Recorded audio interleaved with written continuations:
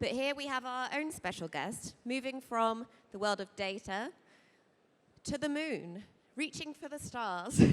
Please welcome to the stage Yonatan Winetraub, co-founder of SpaceIL and winner of the Google Lunar X Prize. Please put your hands together. Thank you very much.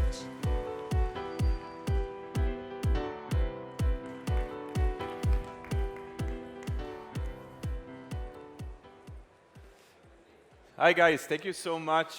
I want to tell you a story about how a small organization got all the way to the moon. This story starts in a bar. I met the two other co-founders, Yaviv and Kfir, at a bar, but we actually got introduced in a conference just like this one that was organized by Yossi Vardi in Israel.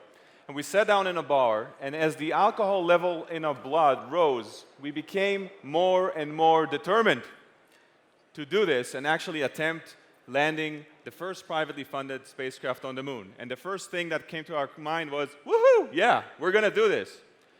But we started off and we got a lot of very smart people, very talented people to work together. We got collaborations from organizations all around Israel, including Israeli aerospace industries, which actually can make spacecraft.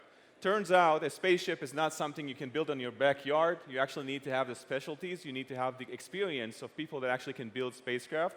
And you can see this is the spacecraft in the facilities, in the special facilities, and you can see that you can fit all the people that worked on the spacecraft in one single room. This is the age that we live in, that you can actually fit all the people that worked in a spacecraft in a single room. I want to point out three of them, Morris Khan, Ido Antebi, and Ofer Doron, which actually pushed the spacecraft to the final stages on its way to the moon.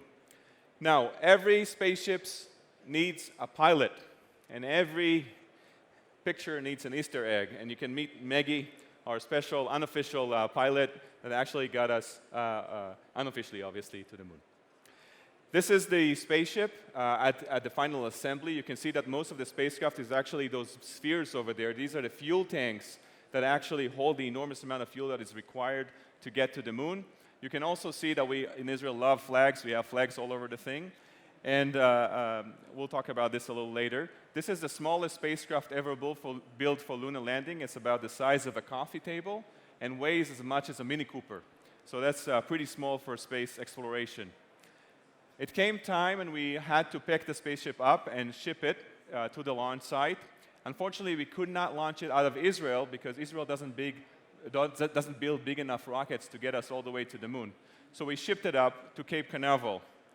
But as I mentioned, we are a private nonprofit organization. We're not a government, so we couldn't afford a first-class ticket to ship the spaceship alone in the airplane. So we had to ship it along with some oranges that joined our flight, and we dropped them off along the way because we had to save some cost. That's the morning of the launch, February 21st, 2019. You can see the Falcon 9 rocket, and as you can see, the bottom part of the Falcon 9 rocket is a little dirty. The reason is that that specific rocket was used 2 times before we flew. SpaceX actually reuses these rockets to save costs and reduce the cost itself. So it actually is a little dirty from previous launches. And I remember walking around with the SpaceX representative, asking them, we paid so much for this rocket, can you just repaint it? But they like the raw view of the rocket itself. So this is how we did it. This is the top part of the rocket. You can see the fairing. And inside the fairing, we have our spacecraft, Bereshit, on top in gold. And under it, you can see there is another satellite.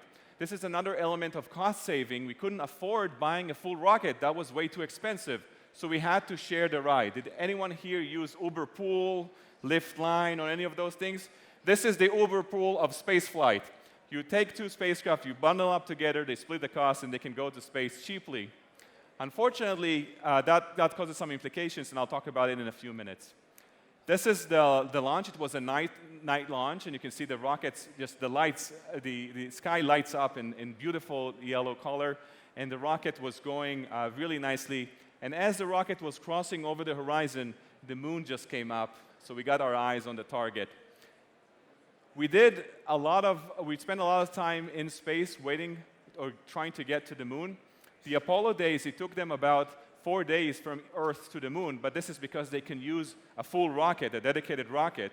we couldn't afford that, so we had to take a much longer route, and we did multiple loops on our way to the moon. We actually traveled 6.5 million kilometers to get to the moon, and that took us almost 2 months.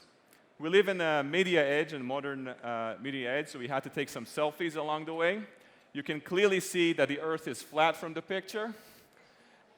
And we obviously were very excited about this. This is the first picture that was taken from the spacecraft itself. From space selfies to selfies here on Earth, one of the things that we actually were very keen on was to take and use this spacecraft as a tool for inspiration for kids. Kids today, as you know, they're not as interested in science as in engineering. They're much more interested in video games and watching reality TV, which I get it. I watch The Real Housewives. I enjoy it. But we also need them to learn science and engineering. So we asked communities around the world to send us pictures and selfies of their community, and we put it in a special time capsule that we took with us to the moon, about this big, that contained 30 million pages, Wikipedia, books, and also pictures and dreams of those who built the spacecraft with us to the moon. Now, I have a little surprise for you guys. I want to take a picture with you. Unfortunately, we're not going to put it on the moon like this one, but maybe we can use it for the next mission. Do you guys mind? All right. Okay. So can you bring up the lights for a second? So I want to say two things. One is we're going to take 2 pictures so everyone can fit. One thing is if you cannot see the camera cannot see you. And second, it's going to be on the moon, so just smile. What do you care? All right. It's okay to be crazy. It's Innovfest, right? Is it Innovfest? Yeah? Okay. All right, let's try this. Let's try with you guys first. On the count of 3, everybody say to the moon, okay? Ready? All right. 1, 2, to the moon. No, guys, come on. All right, again. 1, 2, to the moon. Oh, much better. You think you can do it? All right, let's try it. All right, guys. 1, 2, to the moon. Perfect. If someone blinked, I apologize in advance. We'll try to do Photoshop on this one. All right, so we had our orbit, and we were going for the moon, and then the time came to say goodbye to Earth and move to the moon. But one last chance, we did one last revolution taking that picture. We actually asked everyone in Israel to wave their hands goodbye for the spacecraft. Unfortunately, it was a cloudy day, so you can't really see it, but we did our best. Then came the most interesting part of the mission. We captured with the moon, and this is, by the way, the backside of the moon, and we became the first private interplanetary mission. This is the first time a private organization actually got to a moon or another planet. This picture that you can see is the backside of the moon. Pink Floyd says it's the dark side of the moon, when obviously it's lit. It's not dark, it's just on the far side. We cannot see it here from Earth. And we captured with the moon on a new moon. So our side was looking dark, but the other side was actually pretty bright. We did it for about a week. We orbited the moon for about a week, and then came time to get to the surface. The landing happened on April 11th at night. Everybody gathered in the control room in Israel, and everybody were tense and looking forward for the landing itself. And then we have about 15 minutes to get to the surface. We start at an orbital velocity of 1.6 kilometers per second. That's faster than a bullet. And we need to get to 0, exactly 0. And the only way to do this is to use our rocket engines and fire them very, very precisely to get all the way to the surface. We started off, this landing was like a landing from the book. Everything went well. We saw the spacecraft slow down. We obviously took another selfie because, you gotta have a selfie from the moon. And then, 11 minutes to the mission, we got this message. IMU number 2, not okay. We have a problem. The engineering team tried to figure out what is going on, what we can do, how can we fix it. And they actually came up with an alternative of what should we do to make sure that this is fixed and we can land safely. And they had about 45 seconds to fix it.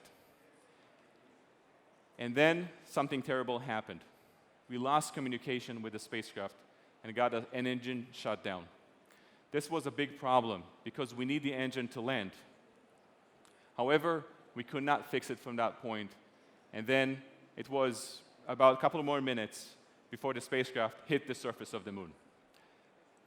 NASA actually took a picture of this from space. You can see it over here. We were coming from north to south. This is the before, after, before, after. So we did a little, every startup wants to make an impact. Well, we made one. And I made a proposal. We can build another spacecraft and crash it that way, and then crash another that way, and then we can do, again, the flag. It's still pending.